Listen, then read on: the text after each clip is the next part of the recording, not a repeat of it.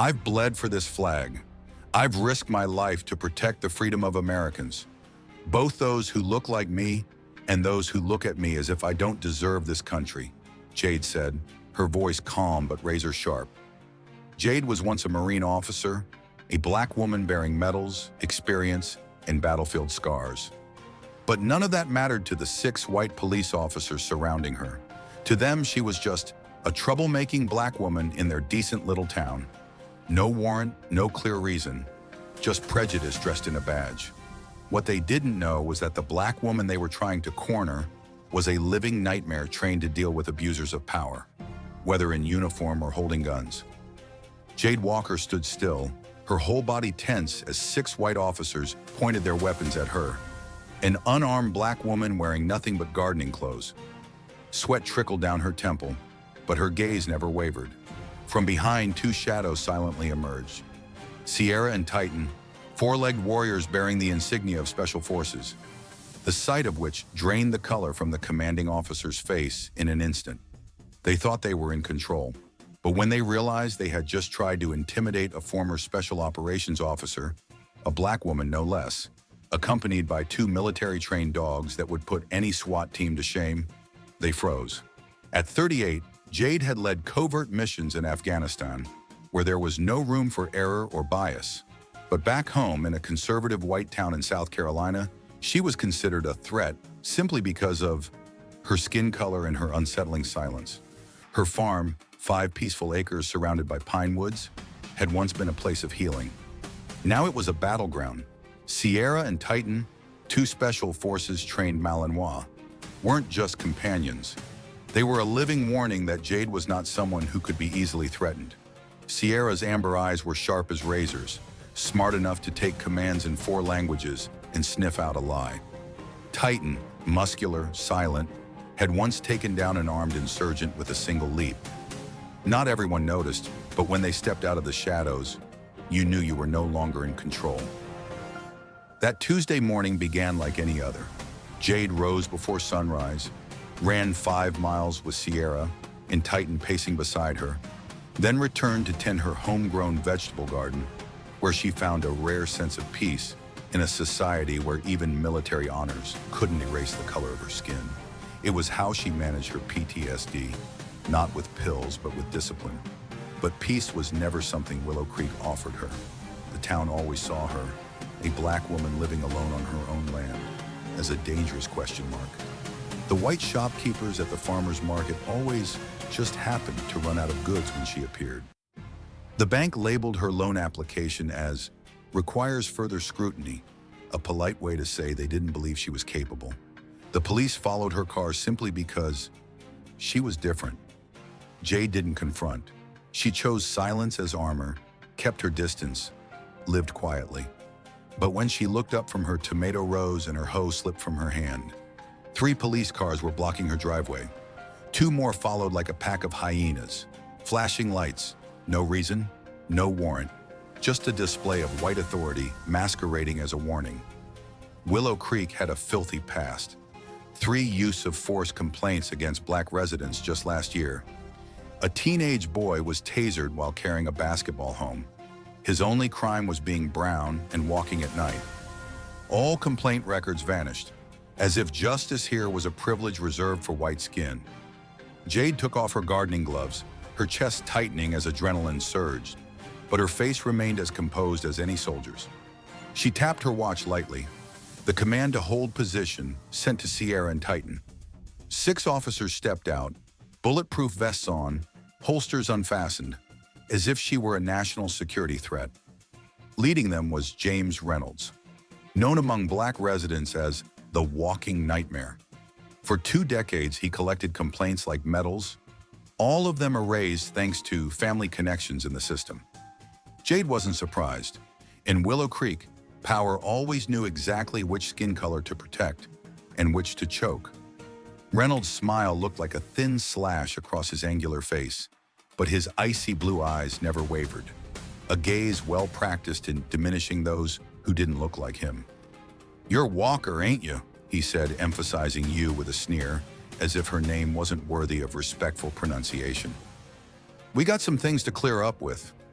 Your kind. Jade didn't move.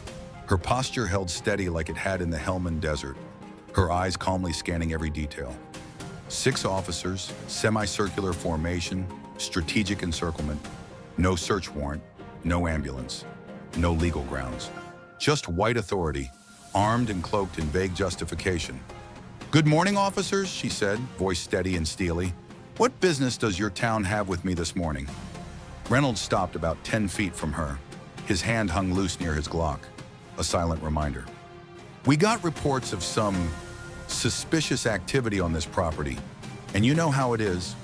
We gotta follow up." Jade took a long breath. Suspicious was a word that had clung to her skin since she could walk.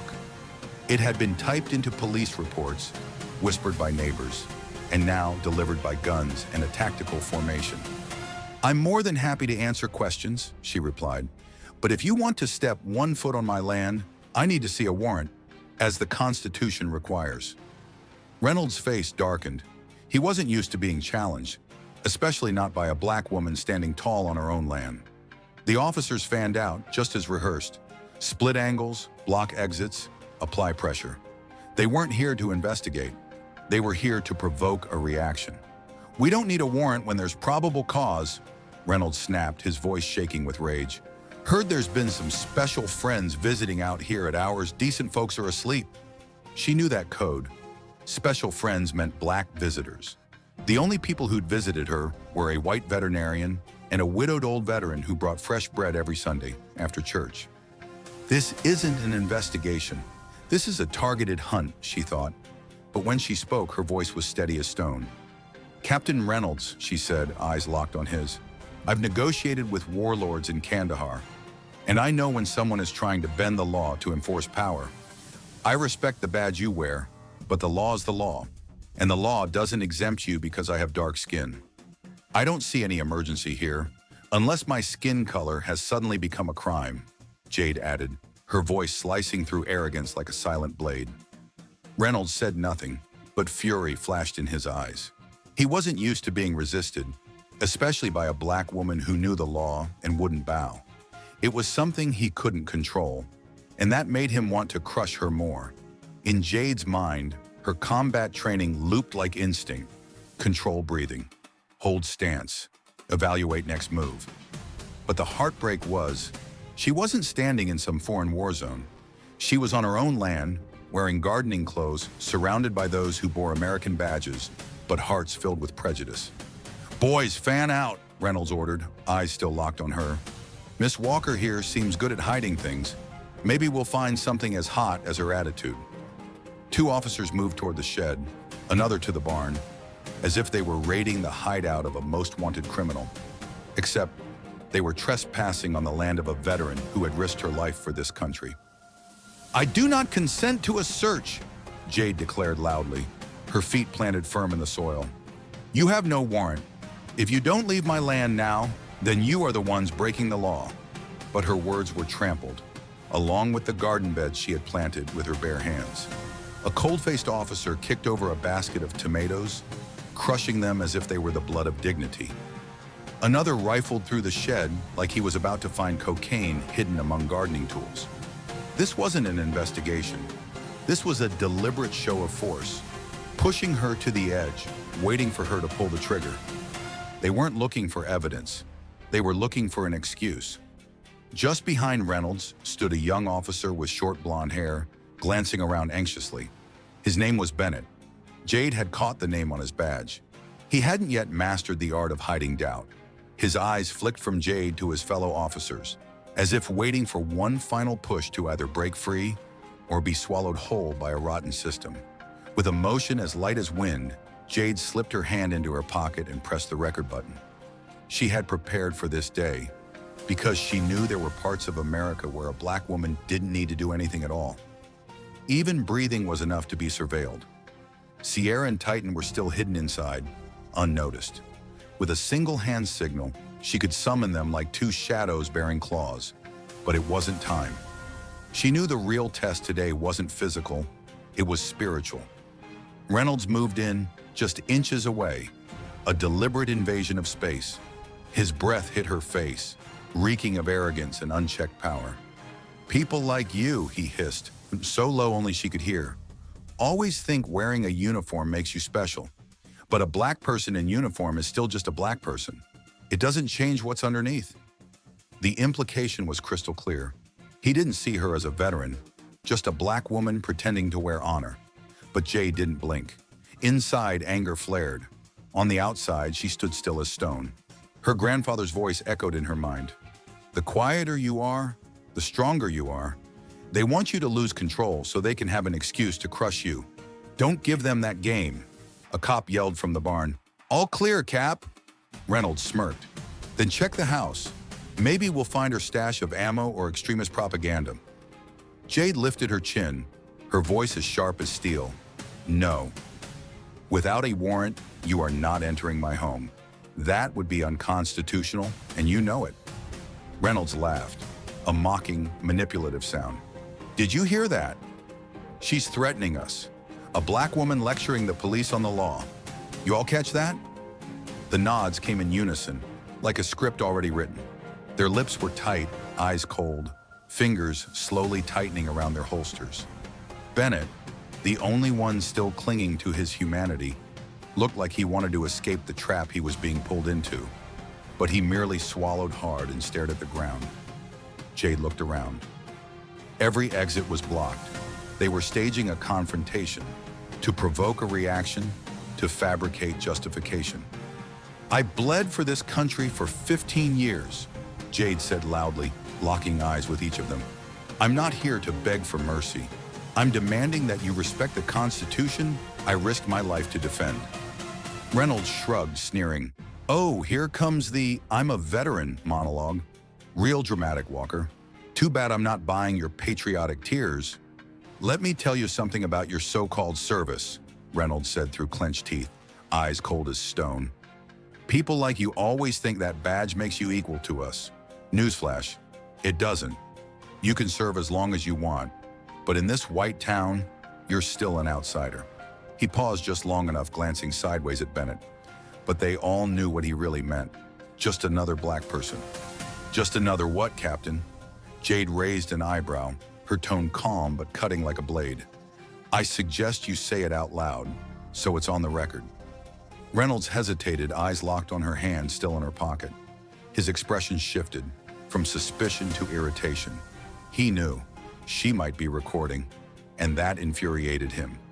"Search the house," Reynolds barked, veins rising in his neck. "Resisting is all the reason we need for cuffs."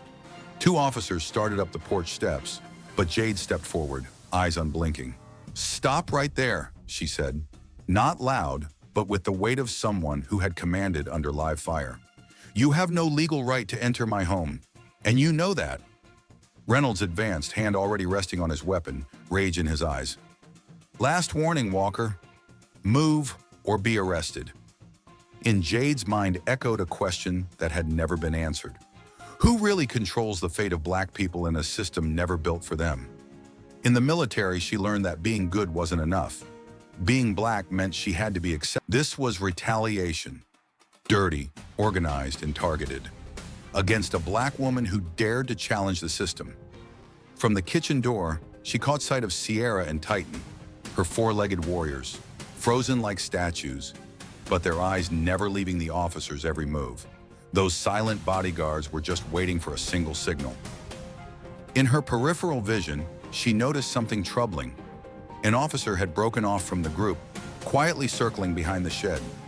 The way he moved didn't resemble a search. It looked like someone trying to hide something.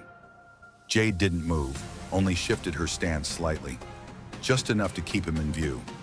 He crouched, glanced around furtively, then slipped his hand into his jacket pocket. When it emerged, a small packet was nestled in his palm, and he tucked it into the tool bin beside the shed. A packet of something that could become evidence. A chill shot down her spine. This wasn't just intimidation. They were setting a trap, a stage frame-up, meticulously orchestrated, right on her own land. Every detail fell into place like sinister puzzle pieces. An oversized police presence, no warrant, vague accusations, Reynolds' predatory eyes. a scripted drama reaching its climax.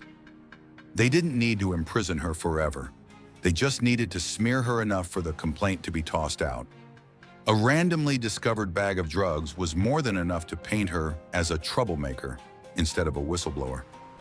Reynolds stared at her as if trying to extract a frown, a single step, anything to justify action.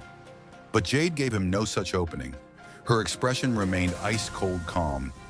If she reacted, they won. If she turned her back, they still won.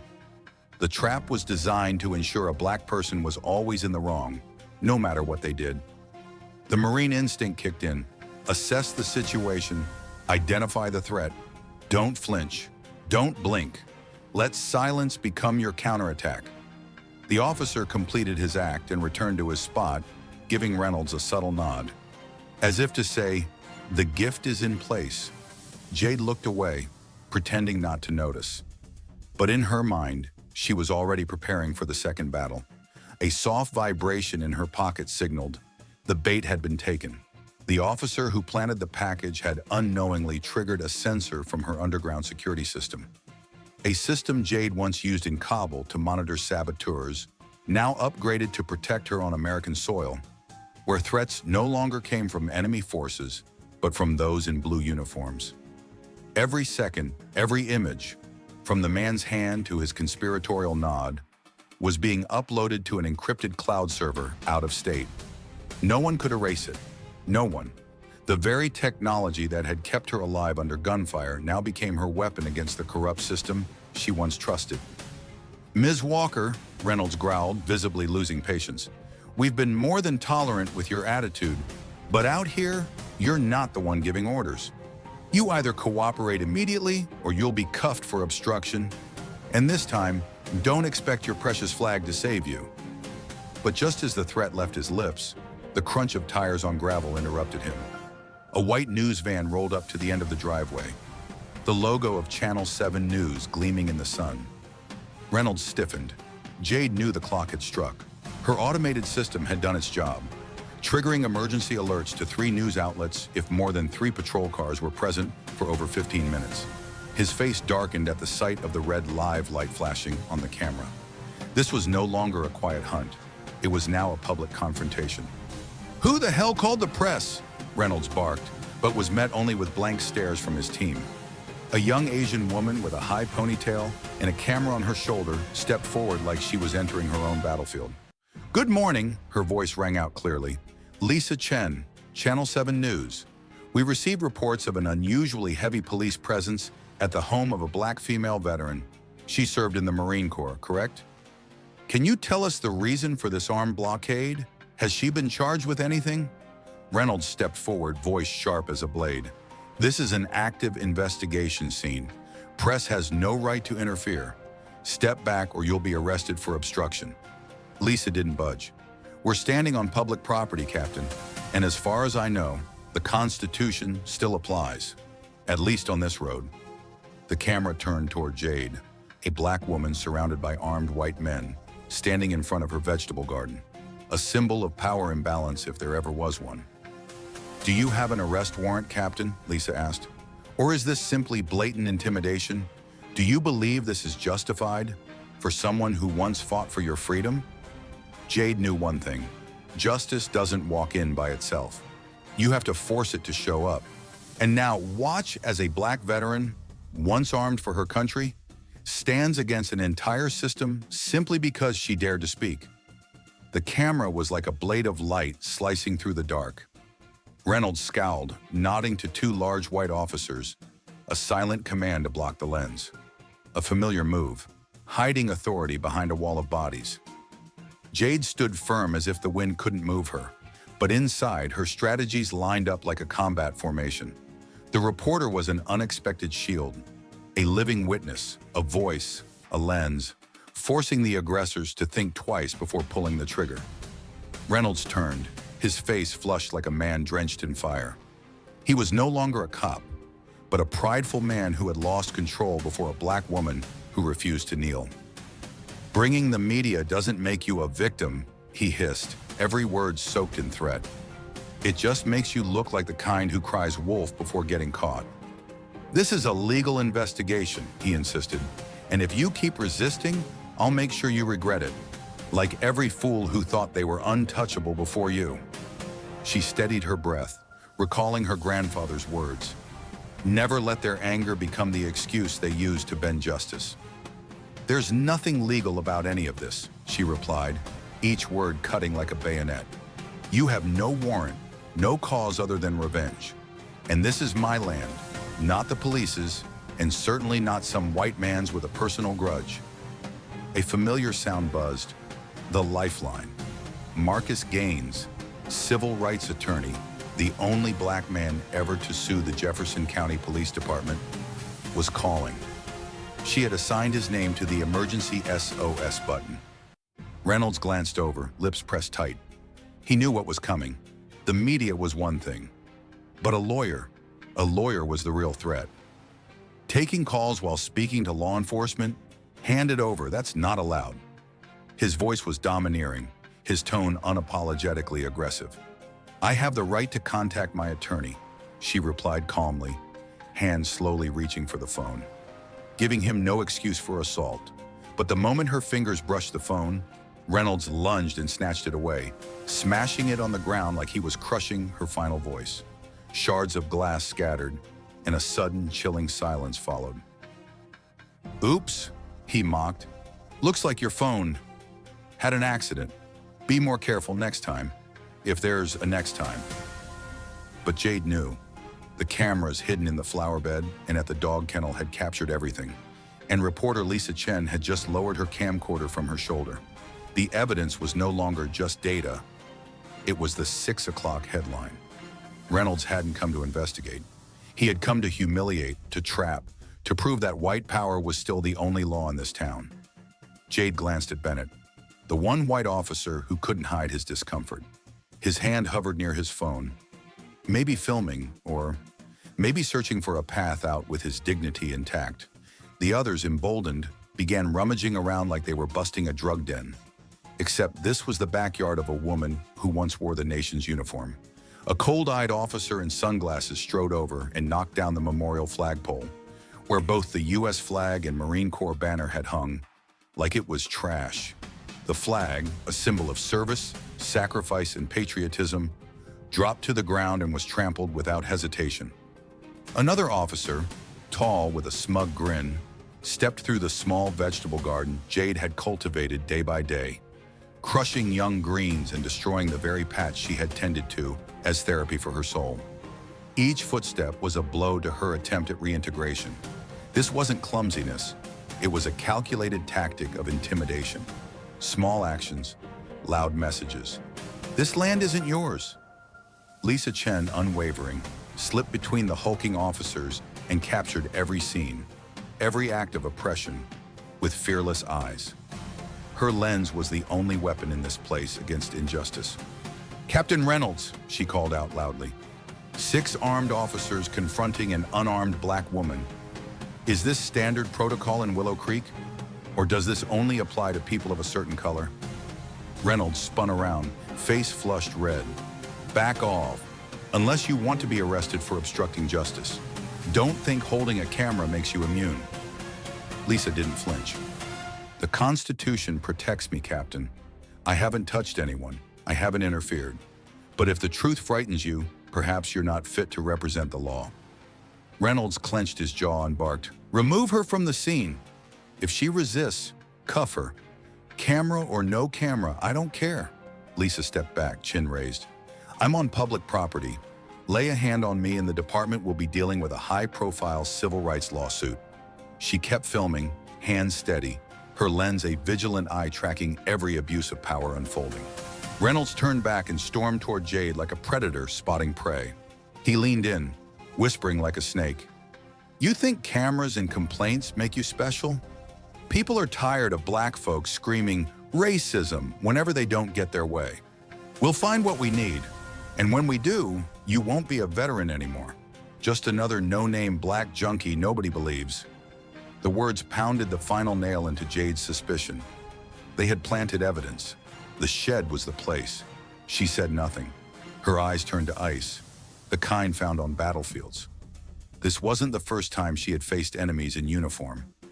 Reynolds mistook her silence for surrender, but in truth, it was the tactic of a soldier who had survived Kandahar. He hissed, dripping with white supremacist arrogance. People like you, dark-skinned with hard heads, never belonged in this town. After today, you'll remember that every time you step outside your house. The air thickened with hostility. No weapons needed, words alone could kill. Behind Reynolds, Bennett pulled out his phone, eyes tense, as if choosing between justice and silence. He might be an ally, or just another bystander. But either way, Jade saw him, and he saw everything. She didn't stop.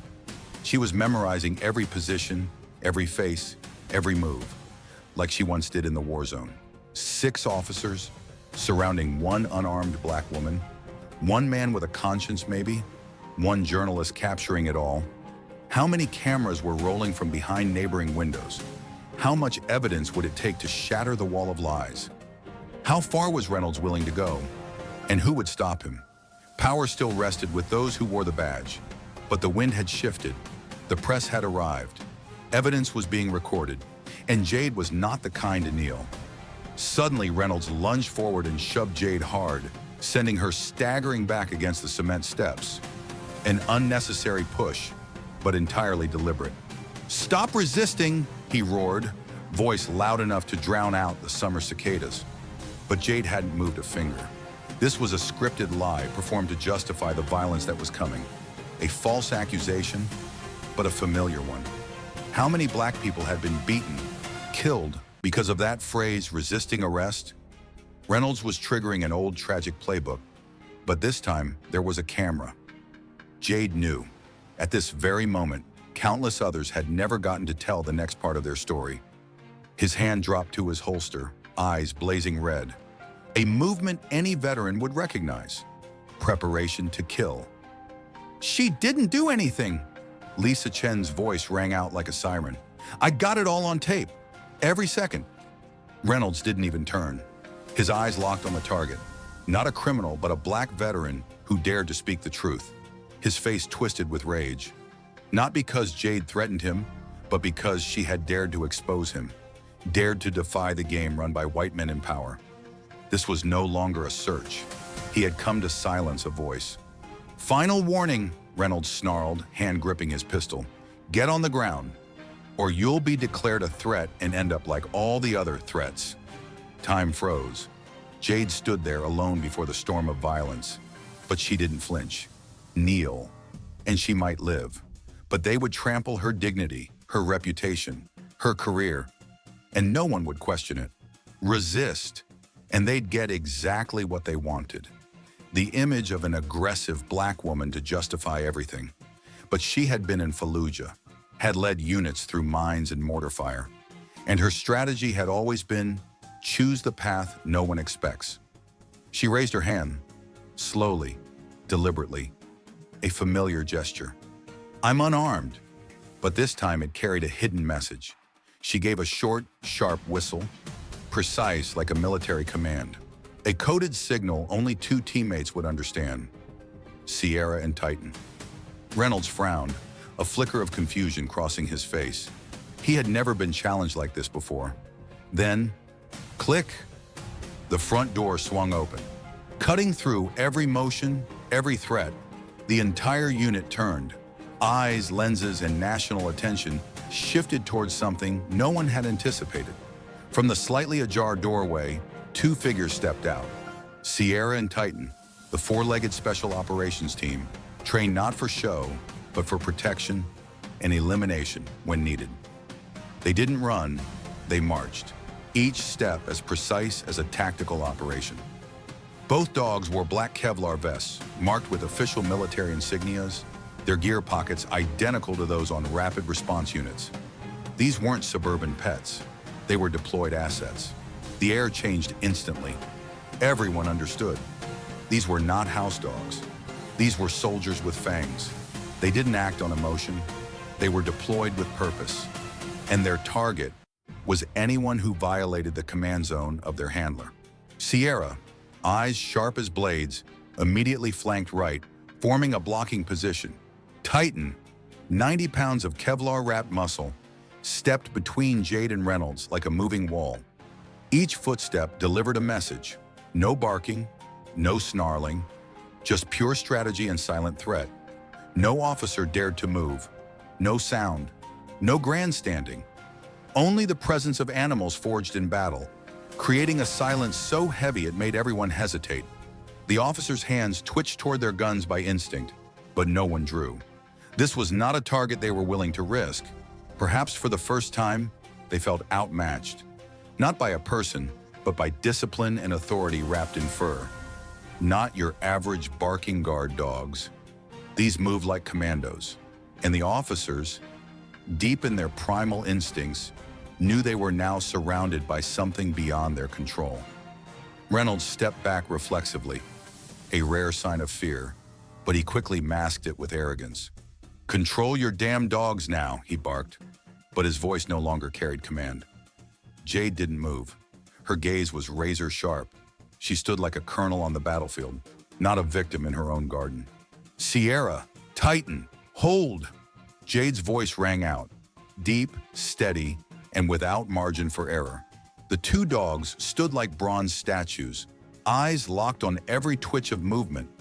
They could stand there for hours and without blinking, without fidgeting, awaiting the next signal.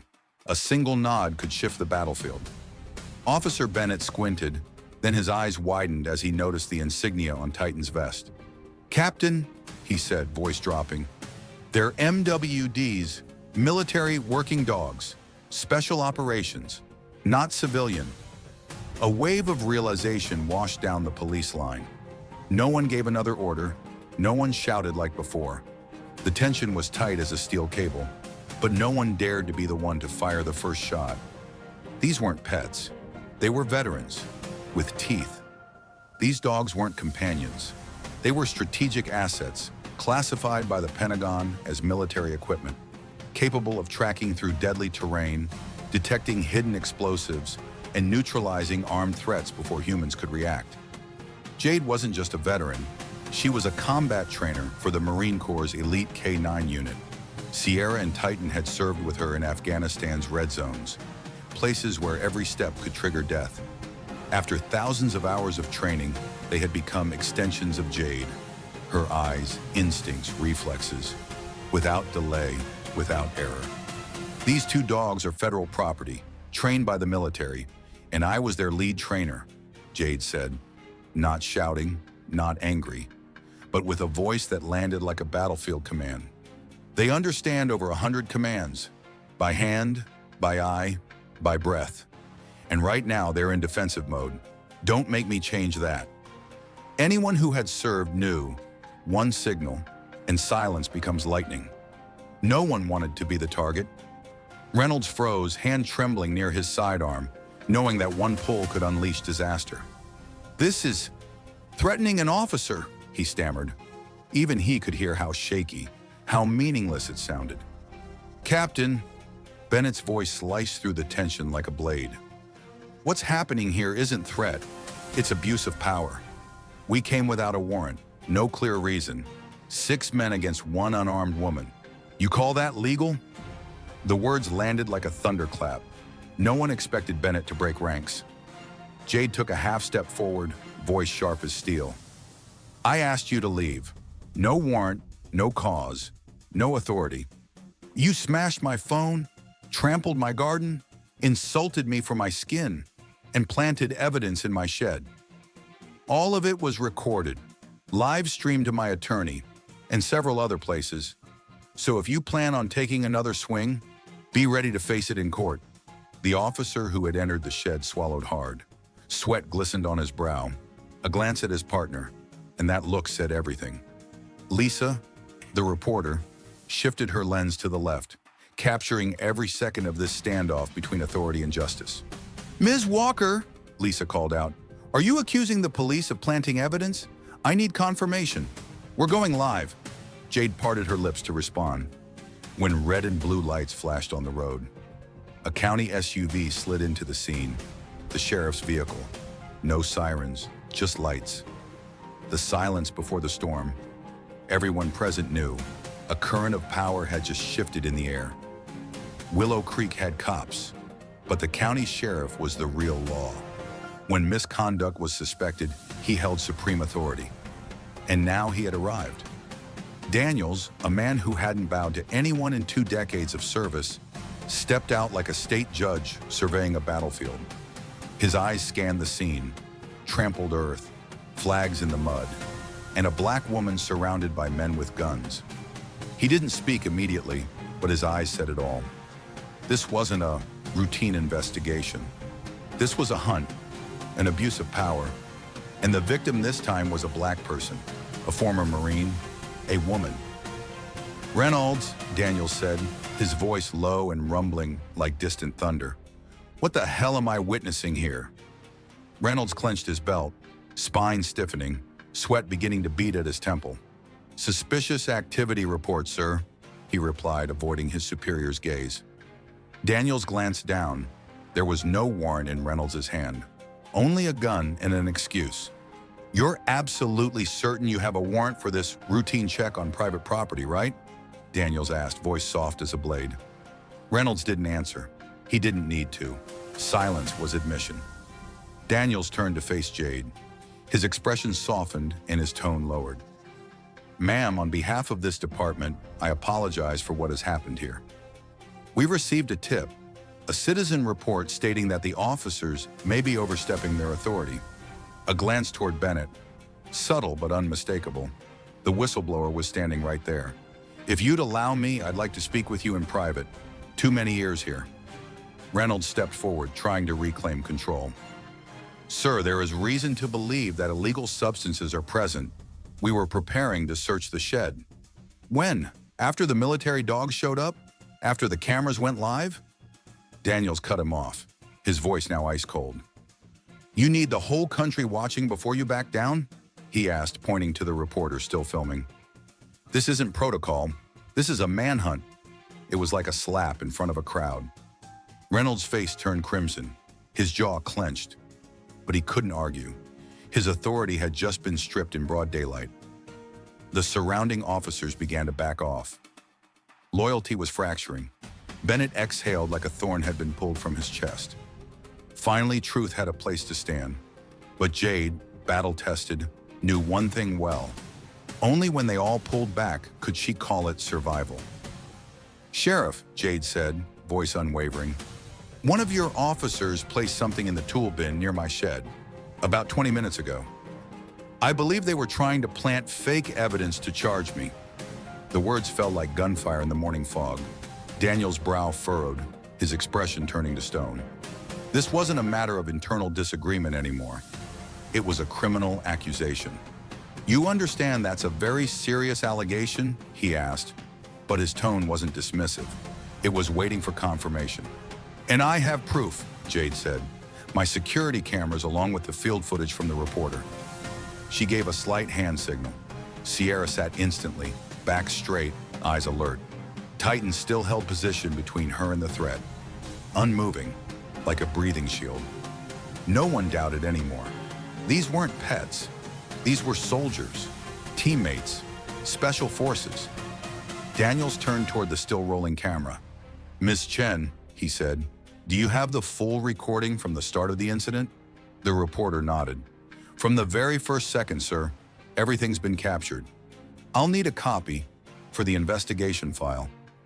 Daniels turned back to Reynolds, his voice sharp, leaving no room for argument. "Captain, I'm ordering you and your team to withdraw from the premises immediately. Return to the station. We'll be launching a full investigation, and I will personally oversee it." Reynolds gritted his teeth. "With all due respect, Sheriff, you're interfering with my operation." "No, Captain," Daniels replied. "I'm stopping an organized assault on a civilian, one who's broken no laws.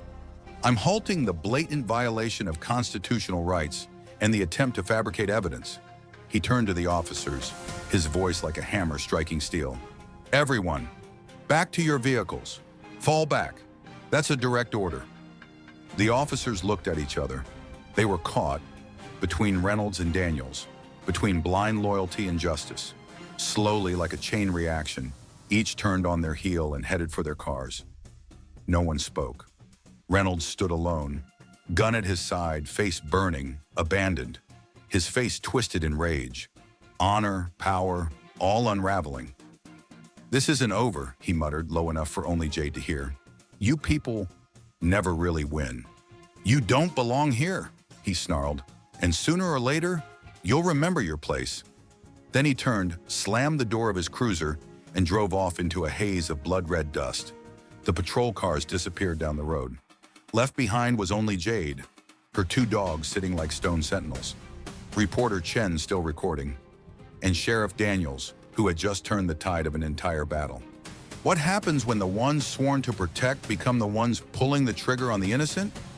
And who protects people of color, those this system never truly treated as citizens?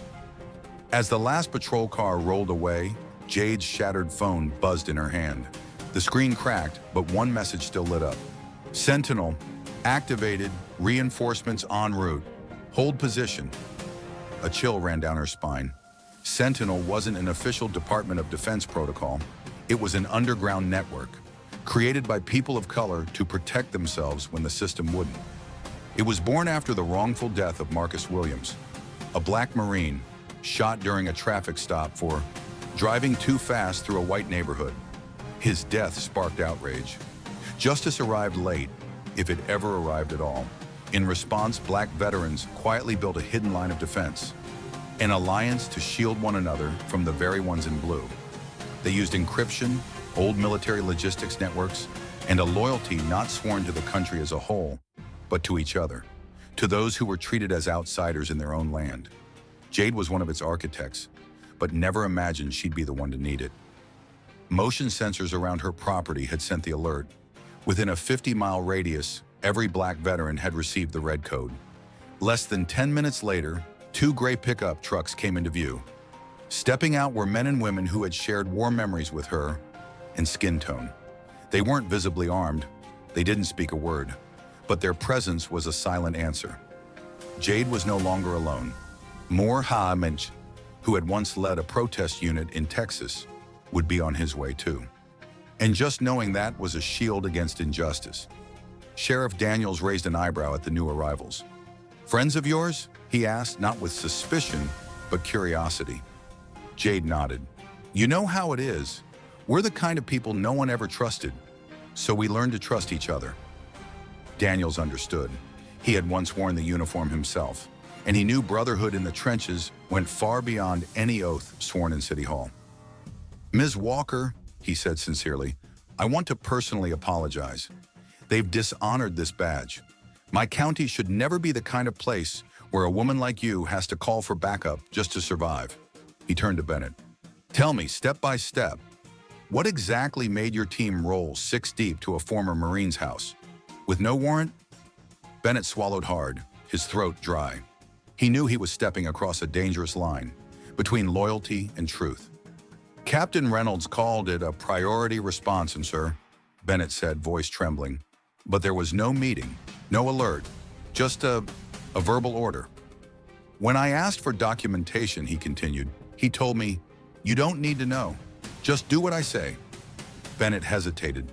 Then he said what so many others only dared to think. "This isn't the first time, sir. There's a pattern. The targets are always a certain type of resident." "A certain type?" Sheriff Daniels frowned. "You mean people of color?" Bennett nodded, each movement heavy with guilt. "Yes, sir. Usually black." Lisa Chen, the journalist, stepped forward. Her camera never stopped recording. "Sheriff," she said clearly, "do you have any comment on a black woman, a former Marine officer, being harassed by your officers at her own home?" Daniels looked directly into the lens. "I'm deeply concerned by what happened here today. A full investigation will be conducted. No exceptions.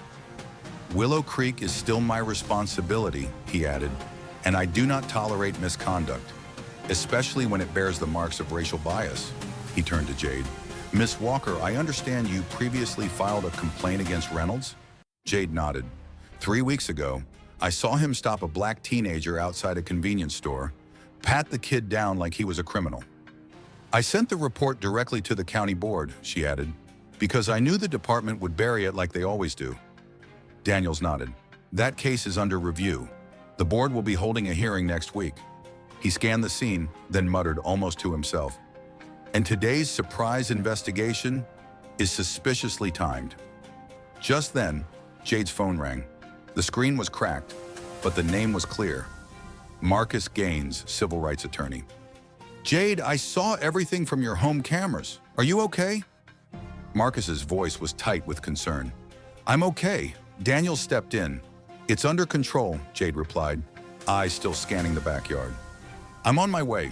I just filed an emergency motion against the department, and I'm bringing the district attorney. She wants to see for herself where Reynolds tried to plant evidence. She wants to see the exact spot, and Sierra's probably the most credible four-legged witness we've got. As the call ended, Jade noticed Sierra's ears twitch. She was alert. Something, or someone, was moving beyond the tree line. With a nearly imperceptible hand signal, Jade instructed both dogs to shift into defensive stance.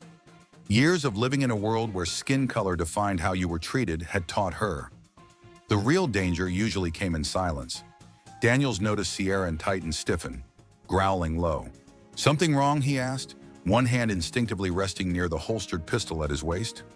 Just being cautious, Jade replied, eyes sharp. Reynolds isn't the type to back down, especially not after being humiliated by a black woman in public. Daniels nodded, his expression darkening. Bennett, lock the shed. No one touches anything. We wait for the DAIAs. Bennett turned to comply, a black SUV with government plates rolled in silently. Two men stepped out. Black suits, military posture. Though not in uniform, their every movement echoed battlefield precision. Ms. Walker, the taller one said, producing a federal badge. Agent Michael, Department of Defense. We received a Sentinel alert. Possible harassment of a special ops veteran of color. Their near immediate arrival confirmed what Jade had long suspected. Sentinel wasn't just a grassroots vet network. There was an unofficial but very real infrastructure behind it, with roots deep in the Pentagon. Michael scanned the grounds, his eyes sharp as blades. Seems you handled the situation well, he said, but I'll be documenting everything. With your file, any threatening behavior qualifies for federal intervention, especially if civil rights violations are suspected. Daniels looked up, surprised but not objecting. I welcome any support that ensures justice is properly served, he said, glancing at the news van. As the exchange continued, more vehicles appeared. 3 veterans stepped out, dressed in civilian clothes, but their eyes revealed a life hardened by experience. District Attorney Valencia Torres exited a government SUV, followed by Attorney Marcus Gaines. What had started as a simple intimidation tactic was now a multi-agency response. Loud, visible, and undeniable. Valencia Torres, a Latina woman with piercing eyes and a flawless record in civil rights prosecutions, walked straight toward the shed. Seal the shed, she ordered. I want photographs of the scene before anything is moved. Every scratch, every blade of grass. As Torres began directing technicians, Marcus approached silently. His face was drawn with anger and concern. Jade, are you sure you're okay? He asked in a low voice. This isn't just harassment anymore. This is a setup, and they picked you because you're a black woman who stood tall among white men abusing their power. Jade nodded, a defiant smile curling at her lips. I'm still standing. Unlike Reynolds, whose shredded honor and pale face won't soon forget being exposed in front of the whole damn town. Her front yard now resembled a temporary command post. Veterans lining the perimeter, cameras rolling nonstop, and federal agents collecting statements.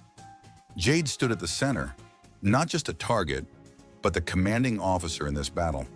The reporter continued filming, a living record for the public to witness that this wasn't just an incident. It was an indictment of a system that had stayed silent too long in the face of violence against communities of color. Bennett approached, his voice low, almost like a confession. Ms. Walker, I'm sorry. I should have spoken up sooner, but I was scared. Jade locked eyes with him. Scared of what? The truth? Bennett lowered his head, sweat dotting his forehead. I'm on probation. If I said anything, I'd lose my job. But there's something you need to know. Reynolds intentionally targets properties owned by people of color. Only those with skin different from his get targeted, especially the land near the upcoming resort development. Jade's thoughts shifted. She realized this wasn't just a power play. It was an economic conspiracy with racism as its lever. Her land sat right next to the disputed property, where the white elite planned to build a luxury resort, regardless of local communities or environmental impact. Bennett lowered his voice even further, as if afraid the shadows might hear. And the sheriff's sister's husband is the lead investor. Reynolds is getting his hands dirty to pave the way for their family. They want to wipe minorities off the map, Jade. They call it redevelopment, but it's really land theft, backed by badges and guns. A sophisticated scheme where police power became a tool of coercion, where skin color determined property rights, and where a bullet could erase a neighborhood in the name of progress. As the truth emerged, the mask-hiding Reynolds operation was ripped away. This wasn't just individual misconduct. It was a calculated effort to force people of color off their own land. What had once been disguised as reasonable suspicion now stood revealed as a profit-driven network, using race as a filter to strip minority communities of their property for white gain. Sheriff Daniels stepped forward, his face darkened. What he just heard didn't just anger him, it placed a question mark over the very uniform he wore. Sheriff Daniels, Lisa Chen approached, mic trembling slightly in her hand. Are you prepared to make a public statement about what appears to be a racially motivated land grab conspiracy? Bennett hesitated, fists clenched, eyes conflicted. I have a wife, a baby. If I speak out, I lose everything. Daniels nodded slowly. I understand, he said, but if what you're saying is true, this isn't a mistake. This is organized crime, a blatant conspiracy disguised as law. D.A. Torres turned back, eyes razor sharp. We found a suspicious bag of meth stuffed inside the container. No dust, no signs of aging, clearly planted. And in the surveillance footage, Officer Delaney, clear as day, bends down and places something right where it was discovered. There's no denying it. She turned to Bennett. Your testimony, if it's honest, could bring down their entire land-clearing campaign. Bennett stood taller, the weight lifting from his shoulders. I'll testify. I won't let them keep doing this. In just 3 months, there have been 7 similar incidents. Every victim, Black, Asian, or Latino, all living near the proposed development. Reynolds calls it real estate improvement. The reality? A campaign to clear out people of color so white investors can move in. Hearing the full scope, Agent Michaels immediately made a call, his expression shifting from outrage to action. Targeting veterans of color, that gives the Department of Defense grounds to open an inquiry. And if there are civil rights violations, and clearly there are, then the FBI steps in. This time, no one's walking away. Jade now stood in the center of a political maelstrom, where every report and every testimony drove a nail into the coffin of a rotten system. But she knew, power doesn't go quietly. It resists, it claws back, it lies. Reynolds might fall, but what about the system that raised him? Who would bring down the shadow that loomed 100 times larger? Her shattered phone buzzed with message after message.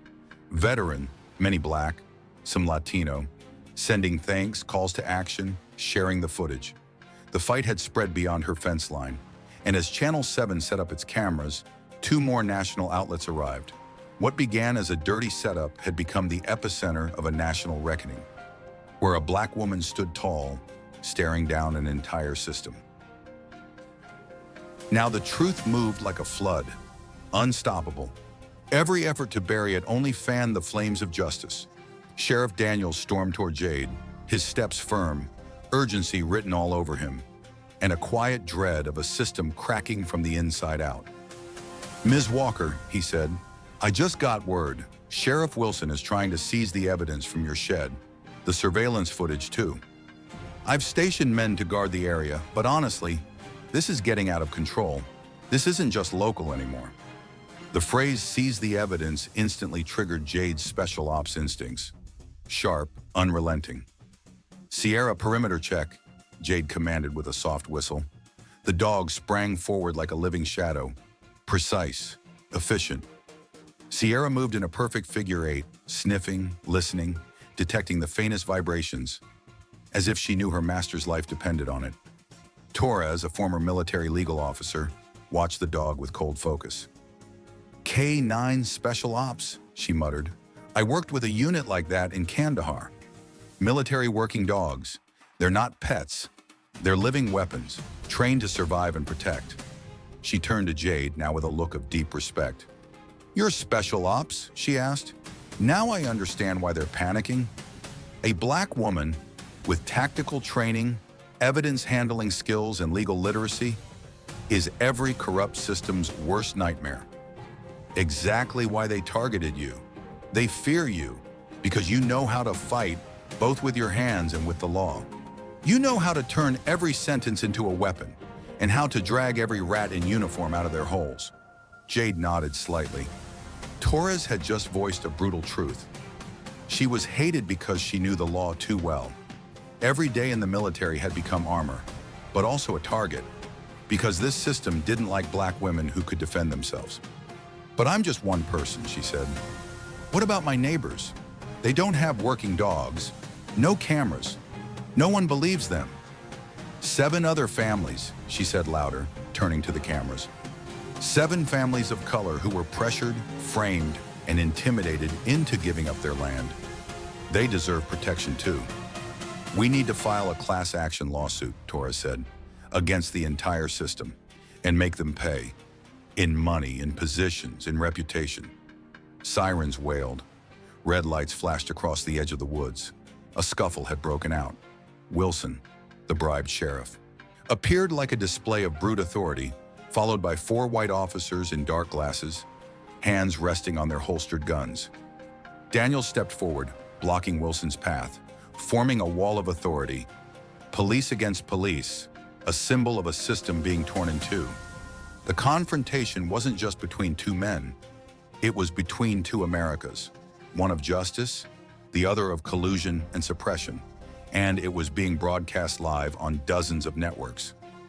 This investigation is under county jurisdiction, and right now, I'm in command, Sheriff Daniels said, his voice steel solid, leaving no room for argument. And unfortunately for you, Wilson, your department is the one under investigation. So, you have no place here. Stand down before you make things worse. Wilson, large, square-jawed, eyes like 2 ice chips, stared hard at Daniels, as if the sheer weight of his body could crush justice. We received reports that the scene has been compromised, and I have the authority to verify it, Wilson said, his voice striking like a hammer. The city has the right. The city has no right when it's your officers committing the crime, Torres cut in, her voice cold as a scalpel. She stepped toward Wilson, pulled her prosecutor's badge from her coat, and held it high. A legal warning impossible to ignore. If you take one more step, that's obstruction of justice. A felony, she said. The Attorney General has been informed and is watching your every move. Personally. The mention of the State Attorney General made Wilson pause. For the first time in his life, he felt the limits of his power. The officers behind him glanced at one another. Sweat began to beat on their foreheads. Their hands loosened on their weapons. Their confidence was cracking. And then, like a finishing blow, 2 state police cruisers pulled up, blue and red lights cutting through the late afternoon haze. The troopers stepped out, no weapons drawn, just standing there in formation, eyes hard as steel. Enough to make clear to the world, they weren't with Wilson. On the sidewalk, the neighborhood had swelled with people. Some filming, some live streaming, some holding signs. The atmosphere was like a public trial in the heart of the city. Jade scanned the crowd and saw them.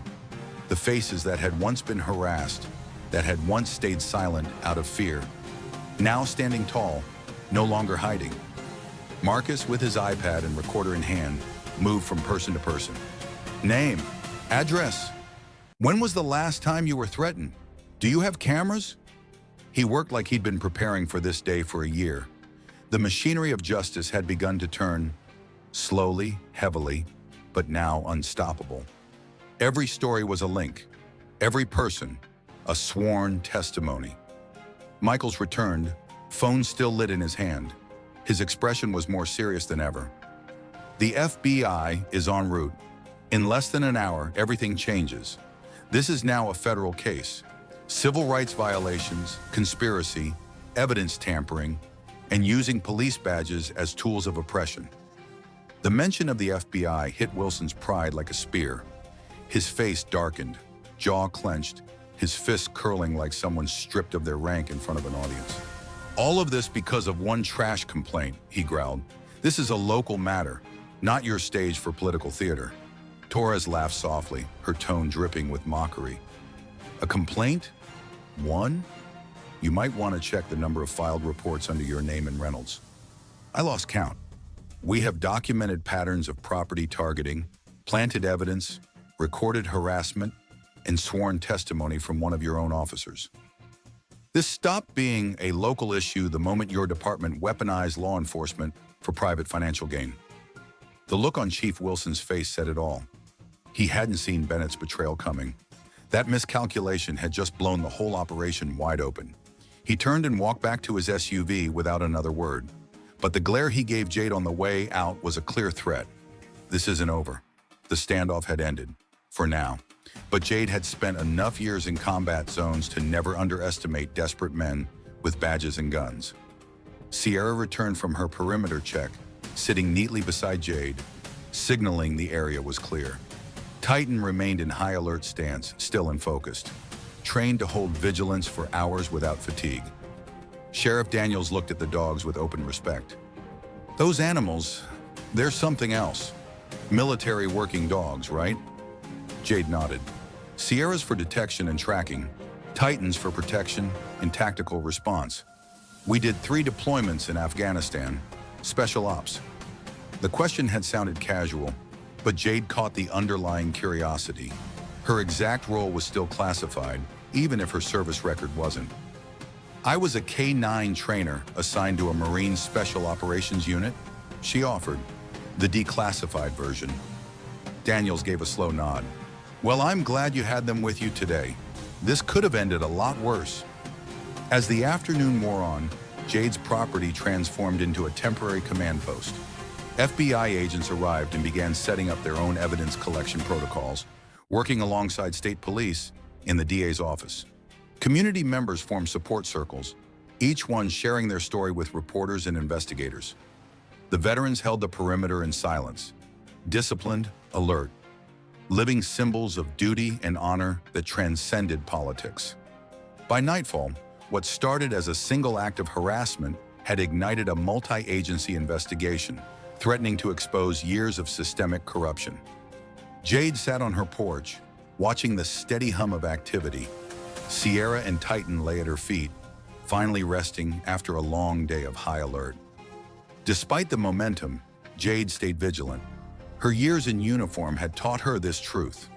The most dangerous moment wasn't the fight, it was the aftermath, when threatened power tries to claw back control. The night brought a deceptive calm. Most officials had cleared out with promises to return in the morning. News vans still idled at the end of her driveway, a thin layer of protection through public exposure. A handful of veterans volunteered to stay behind, taking turns on watch from their vehicles, forming an unofficial security unit born from shared service and solidarity. Jade welcomed their presence. Her tactical assessment was clear. Reynolds and Wilson weren't the type to accept defeat without striking back. Sierra and Titan remained on edge, trained to respond to microcommands. Alert but not exhausted. Around 2 a.m., Sierra's ears twitched upright, catching movement beyond the range of human hearing. Jade was already stirring. Years in combat zones had taught her to sleep lightly, never truly off guard. Alert posture, she whispered. Both dogs shifted instantly into silent readiness. Through the bedroom window, she spotted shadows at the edge of her land. Too deliberate to be wildlife, too cautious to be anyone with good intentions. She tapped into the night vision surveillance feed on her tablet, counting at least 5 figures moving in from the tree line, deliberately skirting the areas visible to the media trucks parked near the road. Their movements were textbook tactical, hand signals, silent coordination, visible weapons outlined in infrared. This wasn't a random threat. This was a coordinated operation. Jade sent a silent SOS through the Sentinel protocol, then positioned herself and the dogs into a defensive posture. No noise, no panic, just precision. She could call Sheriff Daniels, but response time would be at least 15 minutes. The intruders would reach her home in under 3. The veterans on watch were stationed at the front of the property, out of view from this rear approach. Jade harbored no illusions about the intent of these intruders. This wasn't an arrest. This was a kill mission, to silence the threat she had become. The planted evidence failed. Intimidation failed. Now they had escalated to direct action under cover of night. Reynolds likely convinced Wilson their only option was to silence her for good and destroy whatever evidence she'd gathered. As they crept toward the back porch, Jade caught glimpses of their partially concealed faces beneath hoods. Despite the disguise, she recognized Reynolds by his posture and gait, combat-honed, deliberate. Beside him was Officer Delaney, the same man who had planted evidence just days before. The others looked like hired muscle, private security types, meant to provide deniability. One carried what looked like a gas can, intending to torch the house with her inside, erasing both the evidence and the witness in a fire stage to look like a tragic accident. That realization crystallized Jade's response options. This was no longer about legal self-defense. This was survival in the face of a deadly assault. She triggered the property's sprinkler system remotely, not to extinguish flames, but to create confusion and dilute any accelerants.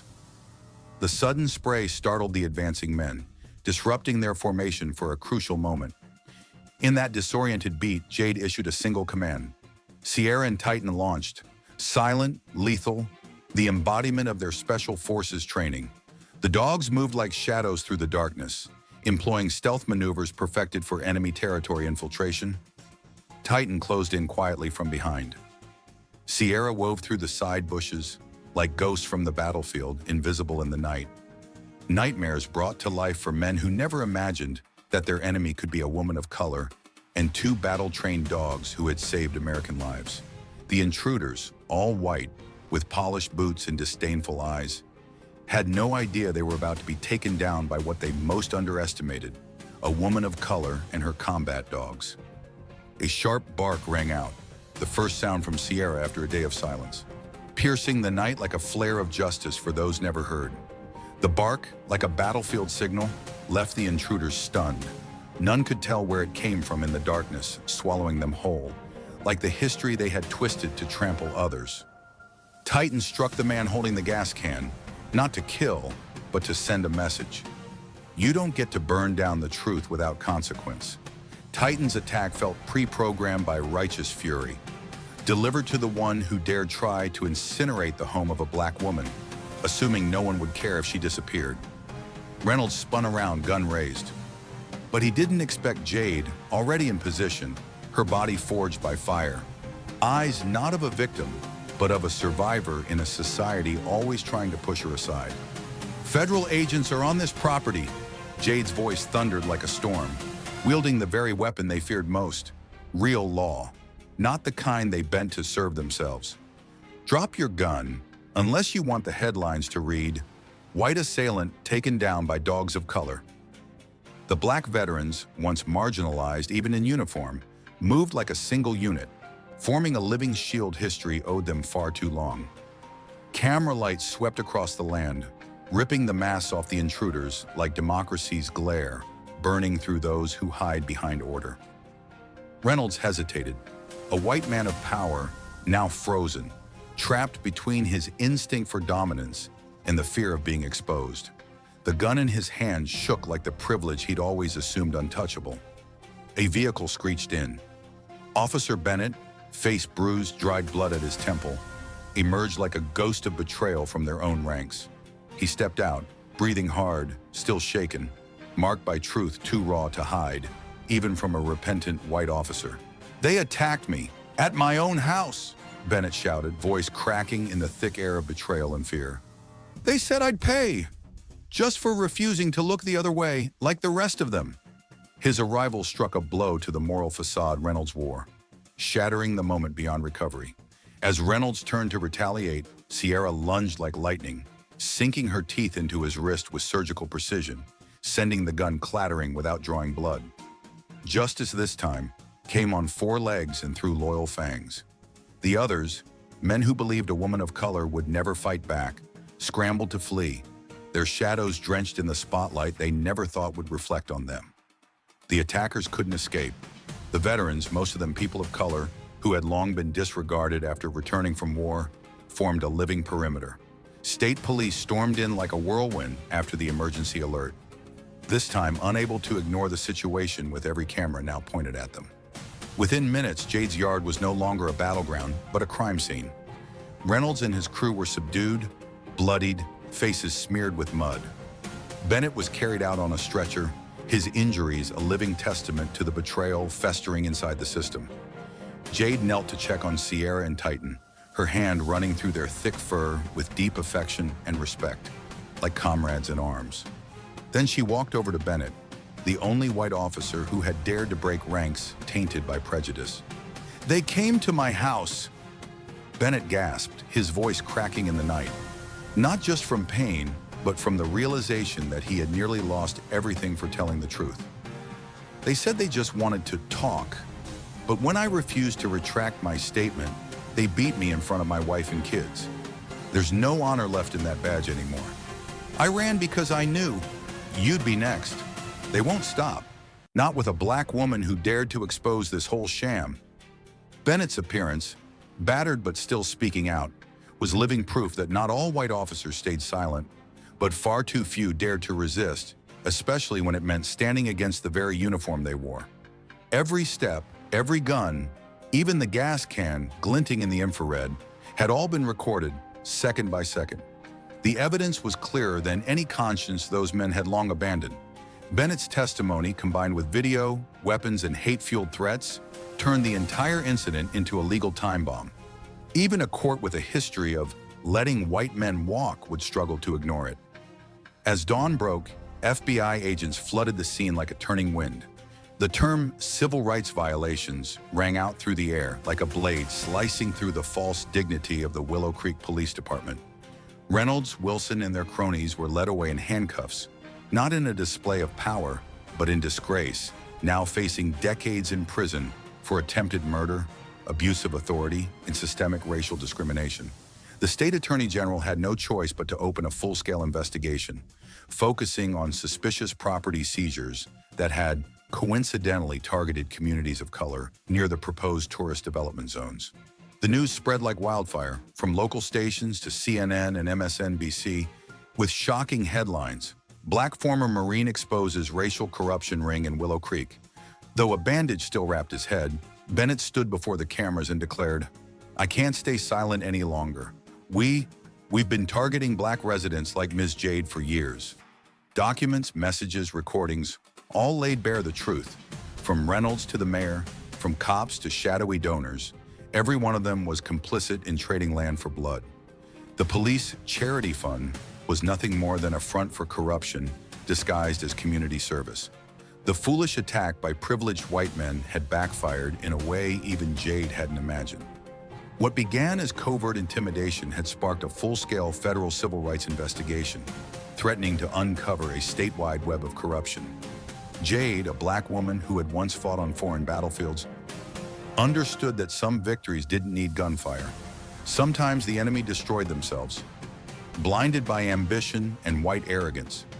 Reynolds, in his desperate attempt to silence the truth, had exposed himself. He dragged his entire crew into the light, unmasking a corrupt network that only thrived on the silence of white power. The next morning, under sunlight piercing the mist, Jade, surrounded by FBI agents and dozens of cameras, sat quietly with her two four-legged warriors. In her deep brown eyes was conviction. The sun had risen on the side of justice. The war wasn't over. The men in glossy wood-paneled rooms hadn't surrendered yet. But last night, for the first time, white power had been pushed back by the courage of a black woman. The rot, long hidden beneath uniforms and government titles, had finally been dragged into the light. 6 months later, Jade, dressed in a simple black suit, stood firm like a pillar before a sea of people on the steps of the federal courthouse. No longer in uniform, but carrying the kind of authority that made every camera turn to her. Behind her loomed the cold stone facade of the court, a symbol of a justice system that had only ever truly listened when white people spoke. But today that changed. The federal grand jury, under public pressure and irrefutable evidence, announced Reynolds and Wilson would face a series of serious charges, including attempted murder and systemic discrimination. The investigation had spread like oil slick beyond Willow Creek into 3 neighboring counties, where black landowners had been forced to sell so that white developers could build luxury resorts. The FBI traced the money trail, from the Police Benevolent Fund to shell companies to development firms, a chain of money laundering and land theft legalized by race and class privilege. Beside Jade stood Bennett, the one officer who chose to stand for what's right. His face now healed, but his eyes carried the weight of knowing he had once been part of the very system he helped take down. Bennett's testimony was the keystone that forced the powerful to kneel before justice. His courage, a white officer daring to break the blue wall of silence, triggered a domino effect, pushing others in the force to stop turning a blind eye, especially when the victims were people of color. Today isn't about celebrating a victory, Jade spoke to the crowd, her voice clear and commanding, echoing through the morning wind and hundreds of watchful eyes. It's about accountability, something this system has never truly known, at least not when it came to those who weren't white or wealthy or connected to the city council. Willow Creek isn't the exception. It's just the place where the truth finally broke through. Sierra and Titan, her silent canine warriors, sat on either side of her, transformed into living symbols of unwavering justice. Not vicious, but trained to protect the right people, at the right time, for the right reasons. Since that night, Sierra and Titan were no longer just pets. They had become icons of a new kind of security. Not cold guns pointed at people of color, but loyalty and true service to the community. The Sentinel Protocol, once just a distress signal in the dark, was now a nonprofit called Veterans for Community Defense. Led by those who once served overseas, now standing to serve justice at home. With tactical knowledge and a spirit of service, the veterans, Black, White, Latinx, stood shoulder to shoulder to protect the very communities long targeted. Immigrants, the poor, those labeled incompatible with development plans. From a spontaneous group that defended Jade, the organization now operated in 12 states, places where vulnerable communities no longer had to beg for help from those who once turned their backs on them. Marcus Gaines, a Black attorney who was once denied promotion for not fitting the company image, was now leading a class action civil lawsuit, representing hundreds who had been forced to sell their land for pennies simply because their skin didn't match the right profile. City developers and insurance companies, who once treated people of color like disposable obstacles, were now scrambling behind closed doors, desperate to buy silence before the full truth hit the press. Money matters, Marcus said, but justice can't be measured in dollars alone. We need structural change so that what happened here can never happen again. Reform proposals included independent civilian oversight, public body cameras, audits of property seizures, and, most importantly, forcing police departments to confront the racial data they had long denied.